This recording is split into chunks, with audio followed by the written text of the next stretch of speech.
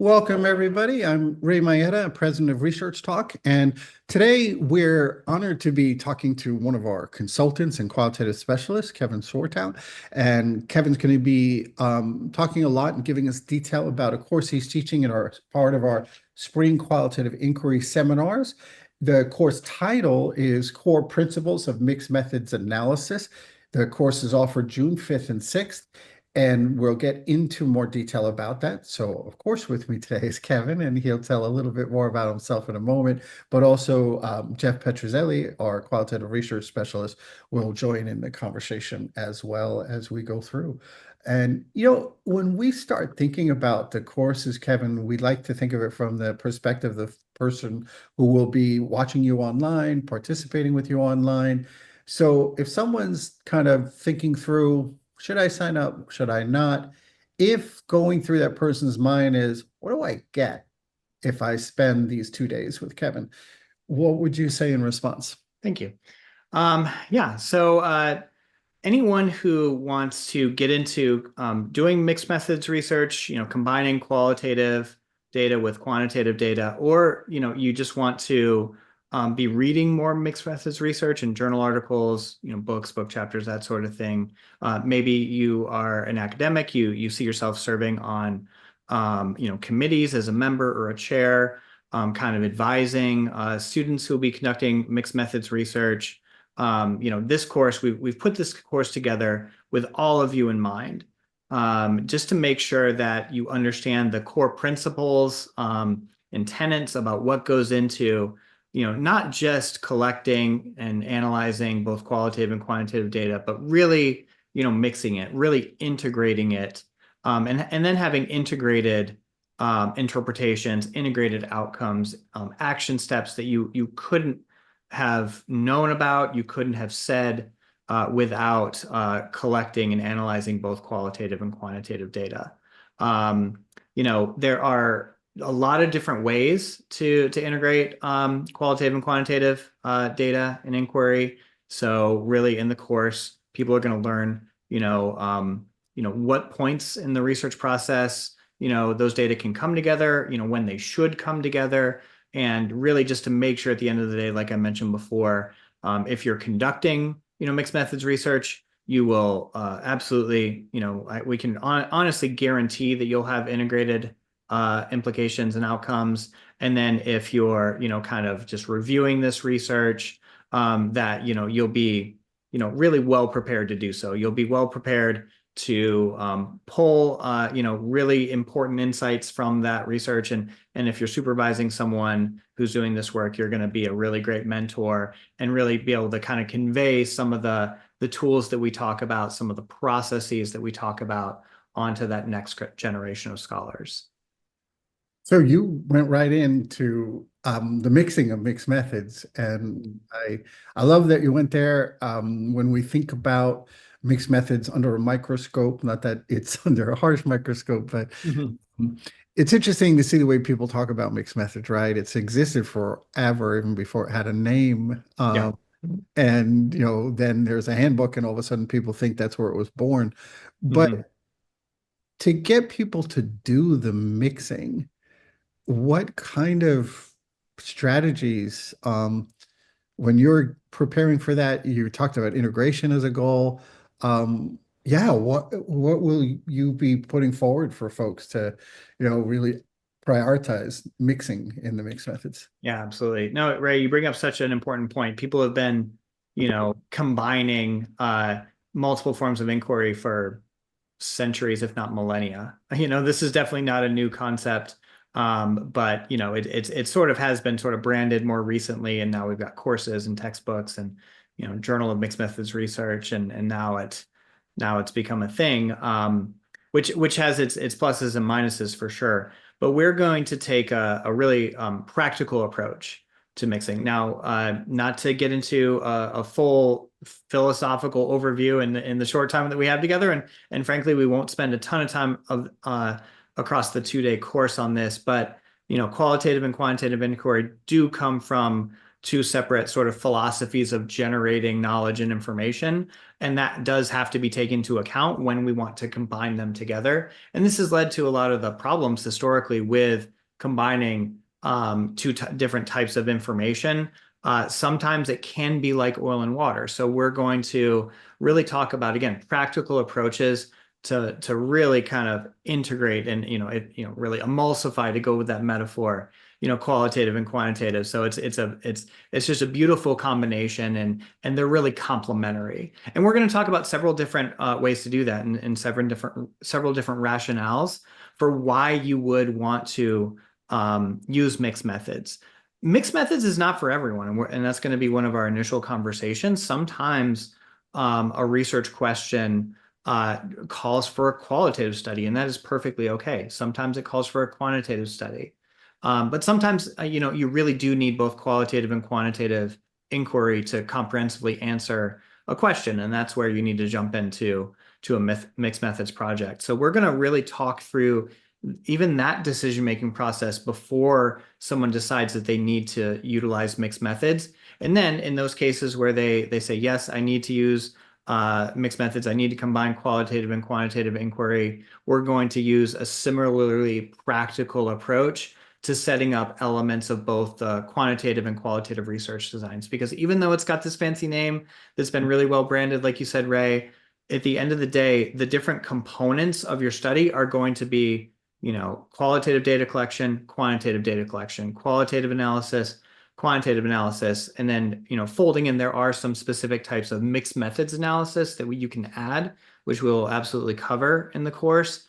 But at the end of the day, just because you're using mixed methods, one of the things that we'll talk about is you still need to meet the both ethical and kind of rigor-based assumptions and standards from both qualitative and quantitative inquiry. So we're going to talk through how to do that. It really is a lot of moving parts, and that's why you need to have a really strong plan kind of going in, and then, kind of throughout your research process.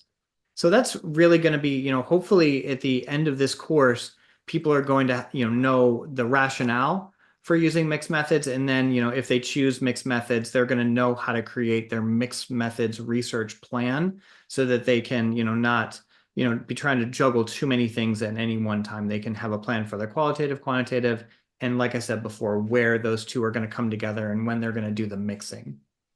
Yeah, I want to shift to Jeff in just a second here. And when we think about the title, it's Core Principles of Mixed Methods Research. And lots of folks will assume, oh, it's an introductory course. And absolutely, it can be an introductory course. And having seen you teach and, worked with you on projects and mixed methods and all those kinds of things, my sense is it's not just folks new who will benefit. So in what ways will someone who's possibly dabbled a bit or maybe even more experienced, what ways can someone who's not brand new to mixed methods, what might that person take away? What benefits are there for them working through the course with you? Yeah, absolutely. You're absolutely right. This course is going to it's going to meet people where they are, whether they're sort of, they have a background in qualitative inquiry, quantitative inquiry, or like you said, they've done, maybe they've got a couple of mixed methods projects under their belt. They're going to learn, new techniques both to organize their research and, potentially new techniques to analyze their mixed methods data. So to combine the qualitative and the quantitative analysis. So some examples of that are going to be visualization strategies. We do a real deep dive in how to visualize data with an eye toward mixed methods. I would say that people who've taken this course or similar courses in the past with me and some of my colleagues, they really point to that as a very tangible thing that they take with them. They ask for editable versions of some of the different matrices and some of the different graphic visualizations where we show participants in the course how to visualize qualitative and quantitative data together. In some cases, these visualizations that we'll kind of talk through make for really good presentation materials for, say, poster presentation, a talk at a conference. They can also work in a publication, as sort of a figure or a table or something like that. So we've seen people that really utilize those kind of tips and tricks, if you will, for visualizing their data. Because one thing that people run into, at the end of the process, when it comes time to, people have been working really hard to, collect the data and analyze the data. When you've basically done two different studies, a qualitative and a quantitative study, then you've mixed them together. The great thing is you have a mountain of information that you want to present out. And oftentimes our conference presentations are limited to 12 or 15 minutes. Our journal articles are sometimes limited to 30 pages or so, sometimes fewer.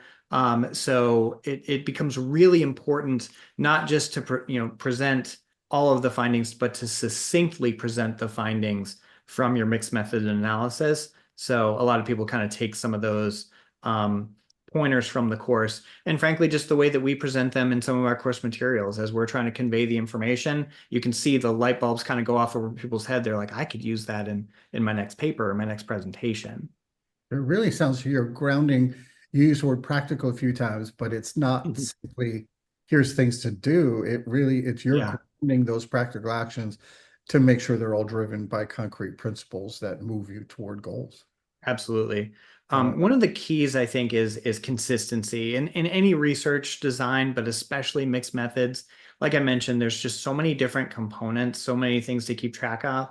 So, I mean, frankly, it is, you can imagine where people would get off track. And even though you go in with a question that you determine, needs to be answered by a mixed methods approach, those approaches can diverge if you're not kind of paying attention to everything. If you kind of just get too close to the day-to-day details, you don't keep the project level view in mind, your different components of the project can verge away from each other. And then when it comes time to do the mixing, when it comes time to integrate, whether that's at the data analysis phase, at the data interpretation phase, sometimes, and I've seen this happen, in some cases where things have kind of, diverged too far. And then, it's very difficult and sometimes, unfortunately, in those cases, impossible to bring them back together because, it's not the end of the world. You have hopefully a really good qualitative study and a really good quantitative study.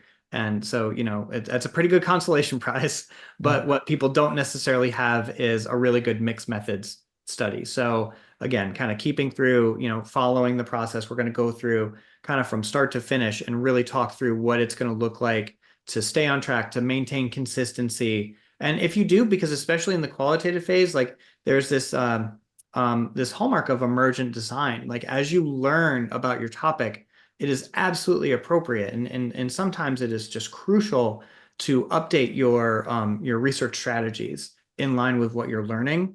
And that is absolutely something that often should happen in a qualitative component of a project. However, in the quantitative component of the project, like I said, this is where sometimes it's like oil and water.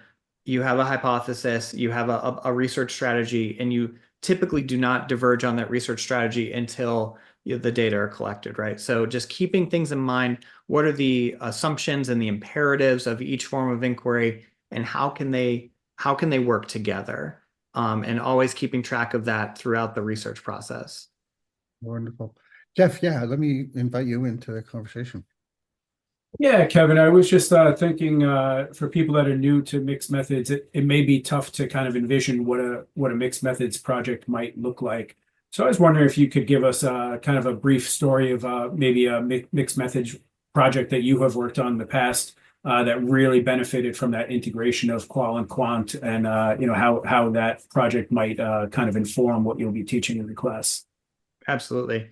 And I'll share an example of what I'll call an accidental mixed methods project. So it's maybe not the best example, and one I won't share in the course because it won't be good for, the planning and everything like that. So I'll share it. I'll share it here so people who do sign up for the course won't have to hear this example twice. So this was a study that I conducted with some colleagues. They actually took the lead on it, and I was more of a methodological kind of expert faculty member on this project. And they basically put they had two male friends kind of come into a laboratory setting and kind of engage in this scenario where it seemed like someone was being sexually harassed. Now, just for the record, no one was being sexually harassed. It was all sort of a laboratory experiment that you would learn learn about an introductory psychology course, okay, with deception and smoke and mirrors and that kind of thing, okay. But the young men thought that someone was being sexually harassed, and the sessions were being recorded just to see how they would react. What did they say to each other? Did they try to stop the harassment from happening? Did they cheer it on? Like, what kind of happened? And it was initially intended to be strictly a quantitative study, but as our research team was conducting the quantitative analysis, like it just, literally the numbers just weren't quite adding up. There were different people who were engaging in, what seemed to be what we would call bystander behaviors. They were trying to stop the harassment, but when we just sort of looked at what they were saying, we're like, this seems a little weird. They're being a little bit hostile. They're kind of saying some really negative things, sometimes aggressive things, and then whereas some other people were being a little bit more pro-social, more positive, saying like, hey, that's not the right thing to do. Whereas other people were saying like, some more negative things. So I said, let's slow down for a second. Let's do a qualitative analysis, like a true qualitative analysis, instead of just doing this coding observational research process, which is very quantitative. And so we took a step back and we did a true qualitative analysis of the data, and we found that there were some different threads, some different conversations that happened, even when people were saying, hey, that situation needs to stop. They were saying it in very different ways. Some were pro-social and some weren't. So then we kind of took that information, and that really helped us to understand some of the quantitative data. And it helped us to build a model based in both, the numbers, the quantitative, and our qualitative understanding of how these conversations happen. And we realized that just because someone, kind of does the right thing in this case, doesn't mean that they necessarily have truly pro-social motivations. Sometimes they're doing the right thing in the wrong way, I guess we would say. If we were teaching our kids about these scenarios, it's like, okay, you can do the right thing for the right reasons, you can do the right thing for the wrong reasons. So, that's really what kind of came out of it, was this understanding that, sometimes people will intervene and engage in what we call bystander behavior. Again, for very different reasons. There's not only one way that people do this. So, that's kind of one example where, again, we would not have come out with such nuance and such rich and frankly, such interesting and important outcomes if we hadn't, obviously collected the quantitative data, but also taken the time to do a full qualitative analysis of the kind of transcripts from those different sessions. Yeah, that's great. Thanks, Kevin. And it really is a great example of what you do so well, is, pursuing mixed methods for a complete story, what's happening on a topic. Yeah. So go ahead, did you want to add to that? Yeah, thanks. No, thanks for making that interpretation. That is what we try to do. And the cool thing about mixed methods is that you can understand the scope of the issue, the numbers, like how prevalent something is, what the numerical relationship, maybe it's a correlation, maybe there's a difference between groups. So you can understand all of that using quantitative methods, but to really understand an experience or a phenomenon or a pathway through something, you need the qualitative. The numbers aren't really going to tell you that. And that's why it's so powerful to combine both quantitative and qualitative analysis, because you have both. You can really explain what's happening and how broad something is, and really also help people understand and explore what it's like to have that experience, or to be in a certain group, or, to have a trajectory through life. And I know a lot of your research, Jeff and Ray, has kind of looked at these things as well. Yeah. So as we kind of wrap up our little bit of a preview or exposure for folks about the course, is there a quality or an item that you think really needs to exist, should exist in any mixed methods project? And if so, what would it be? Yeah. I would say consistency, and I alluded to this a few minutes ago. And again, you really need to have a thread. You need to have a plan as you go through, again, any research project, but especially mixed methods, because there's just more components to it. So, in terms of your decision making through a project, so again, like I mentioned, even the decision to use mixed methodology, both of your qualitative and your quantitative elements of your project need to have a prominent role. Now, one can support the other, and we'll talk about that in the course. Some different mixed methods designs where qualitative is supportive of quantitative or vice versa. But at the end of the day, you need to have a plan. You need to be consistent with that. And what I've seen is that sometimes people kind of lose sight of kind of their goal of using mixed methods, and they end up with one kind of part of their project which is just way smaller than it needs to be to truly be for it to be a mixed methods project.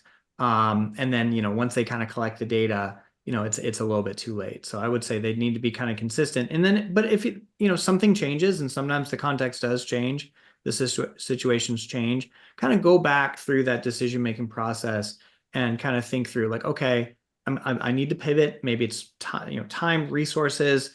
What other kind of components of my project do I also need to change, given the current situation? So again, sort of maintain that consistency throughout. So at the end of the day, there's sort of a straight line from, the goals of your project all the way through the outcomes.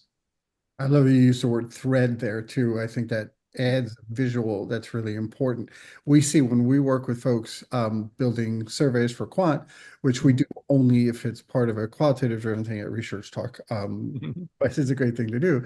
But we also, when people build protocols and interview questions, that they think, okay, here's the type of person I'm speaking to.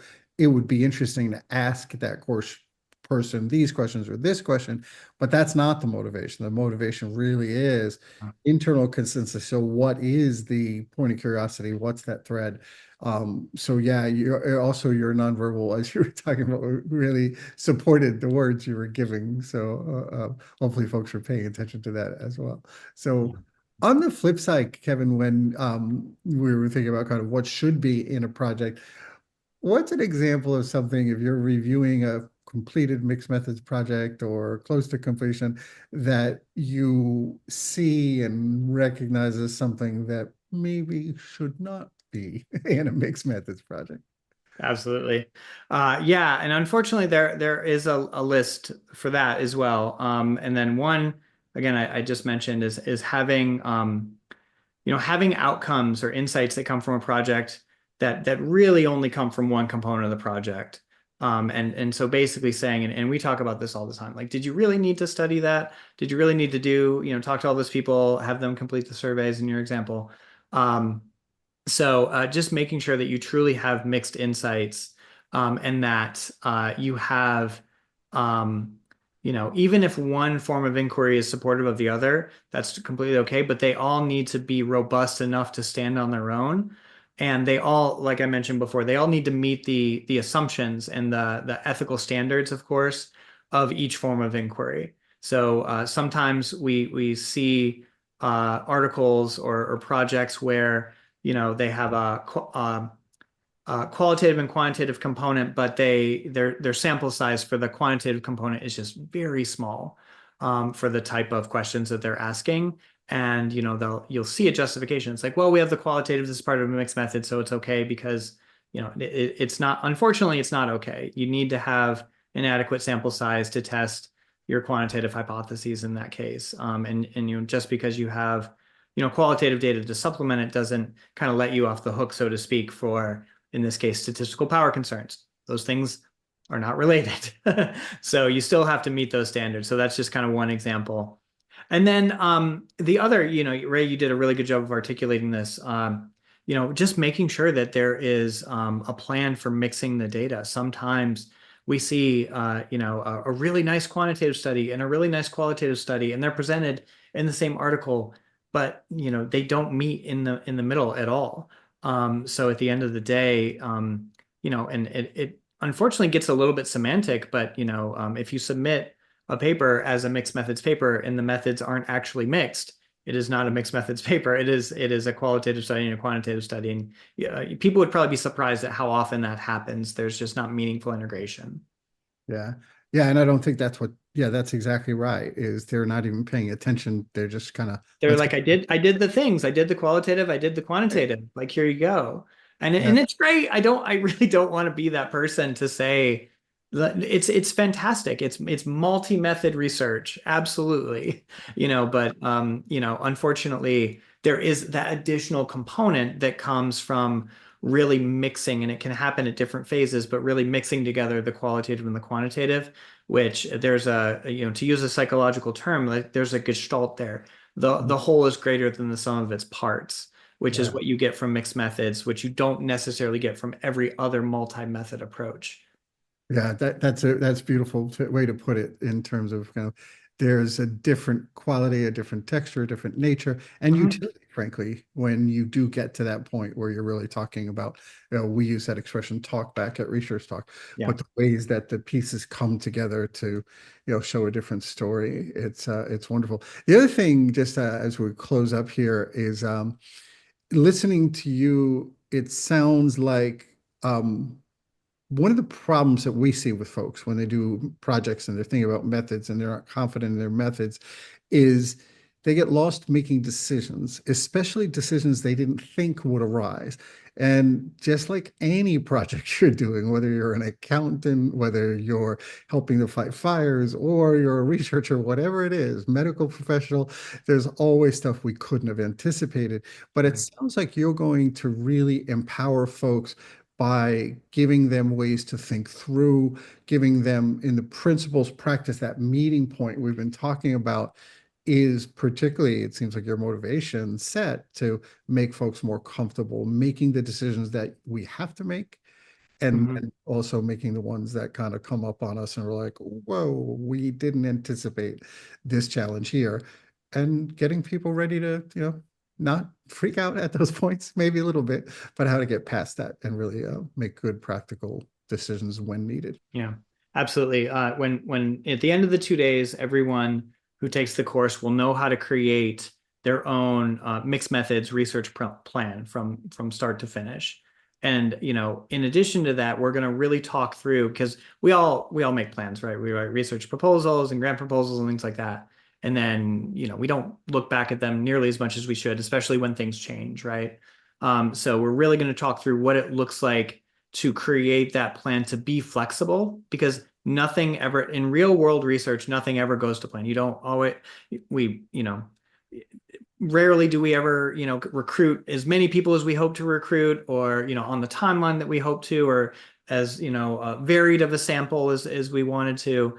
So knowing how to go back to that research plan and again, kind of look through and say like, okay, I need to make this shift in my approach. What does that mean for the other components of this study? And do I need to reframe? I remember one person who reached out to, I think, the three of us and said, hey, I didn't collect nearly as large of a sample for the quantitative component of my study as I had envisioned and as I had laid out. I can still do everything else, right? I think was the general kind of sense. And we were like, not exactly. However, if you take a step back, you can sort of reframe your study to be successful. But my thinking, for that in that case is if that person just kept moving forward with the same objectives and basically, kind of making the same promises of the research, they were bound to have a hard time, because again, their quantitative sample was not going to support the interpretations they were hoping to make. And frankly, it wasn't going to give them the answers to all of their research questions and their hypotheses. So kind of going back and sort of, reframing things to make sure it's consistent with those changes. And it's going to help you feel better about making those changes. And you are going to have to make those changes, like you said, Ray. Yeah. Beautiful. Great. Yeah, it sounds like it's going to be really helpful and fruitful. We always think about kind of imagining folks after they take the course and hoping they're more comfortable and prepared. And it sounds like you're being real thoughtful about that being a paramount goal for the course. Thank you so much, Absolutely. Kevin. For folks who are listening, after we close our conversation, which will be momentarily here, there will be a slide with more information, full information about the course and where you can go to learn more about the course. Again, Core Principles of Mixed Methods Analysis, June 5th and 6th as part of our Spring Qualitative Inquiry Seminars. So thank you so much, Kevin. Thank you, Jeff. Thanks a lot. Thanks, Jeff.